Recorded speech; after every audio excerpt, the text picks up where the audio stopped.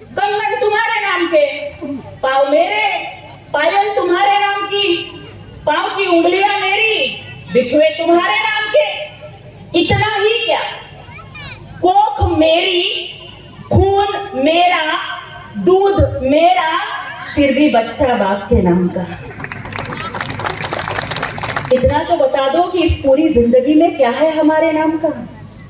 पोरग शिकून पहिलं आलं तर बाप म्हणतोय माझं पोरग गल्लीत भांडण करून आलं, म्हणतोय तुझ्या पोराला हेच शिकवलं का।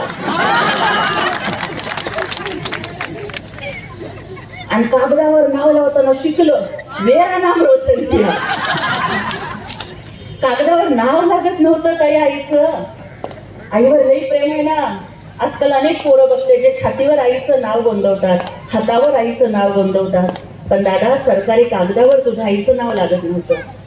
ज्या आईनं 9 महिने 9 दिवस तुला पोटात सांभाळलं, जिनं अरे मेलेल्यापेक्षा जास्त यातना होतात त्या सोसून तुम्हाला जन्म दिला, त्या आईचं नाव कागदावर लागत नव्हतं।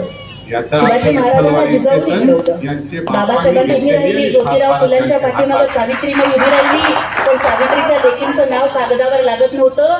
ताई तुझ्या भावानं एकनाथ शिंदे साहेबांनी कायदा केला की प्रत्येक सरकारी कागदावर प्रत्येक जन्माला आलेल्या माणसाला बापाच्या नावाच्या आधी आता आईचं नाव लावावं लागणार आहे। हा कायदा केला,